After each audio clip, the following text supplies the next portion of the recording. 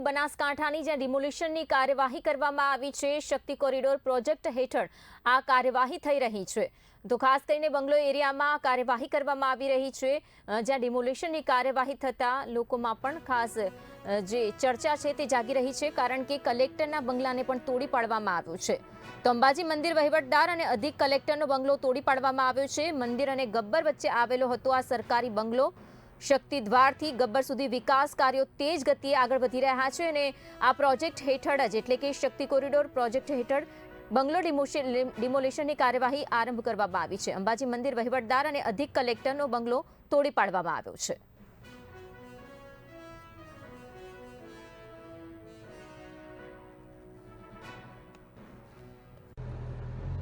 ગુજરાતના પ્રસિદ્ધ શક્તિપીઠ અંબાજી ખાતે શક્તિ કોરિડોરનું ખાતમુહૂર્ત ફેબ્રુઆરી માસમાં જ માનનીય મુખ્યમંત્રી સાહેબ દ્વારા કરવામાં આવ્યું હતું અને શક્તિ કોરિડોરનું કામ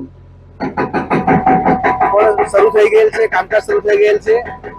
એમાં જે દર્શની ચોક બનવાનો છે, જે હોલિડે હોમ વાળી જૂની જગ્યા હતી, તે હોલિડે હોમ ધર્મશાળા મંદિર ટ્રસ્ટની જે હતી એ આપણે થોડાક સમય પહેલા જ આપણે ડિમોલિશ કરી નાખી છે. આપ જોઈ શકો છો કે જે વહીવટદારશ્રીનો જે બંગલો છે, માતાજી ટ્રસ્ટનો વહીવટદારશ્રીનું ક્વાર્ટર, એ બંગલો પણ આ પ્રોજેક્ટના વચ્ચે આવતો હતો, દર્શની ચોકમાં વચ્ચે આવતો હોવાથી એ પણ આ પ્રોજેક્ટના ભાગરૂપે આ બંગલો પણ તોડવાનું નક્કી થયેલું અને આજે એ બંગલાનું ડિમોલિશનનું કામ શરૂ કરેલું છે.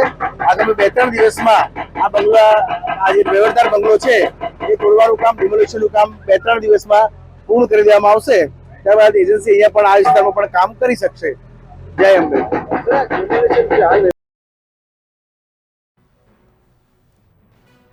તો શક્તિ કોરિડોર પ્રોજેક્ટ હેઠળ કામગીરી કરવામાં આવી રહી છે.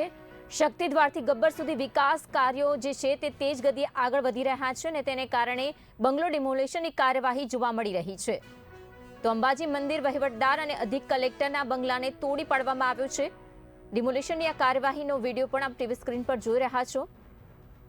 તો મંદિર અને ગબ્બર વચ્ચે જે બંગલો હતો તેને તોડી પાડવામાં આવ્યો છે.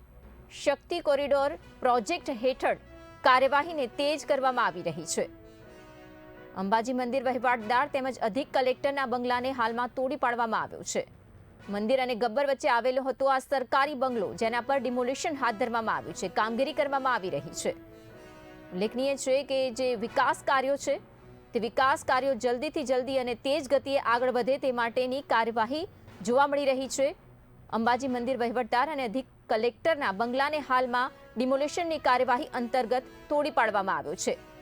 તો બી ઇન્ડિયા એક્સક્લુઝિવ જે દ્રશ્યો છે ટીવી સ્ક્રીન પર આપ જોઈ રહ્યા છો.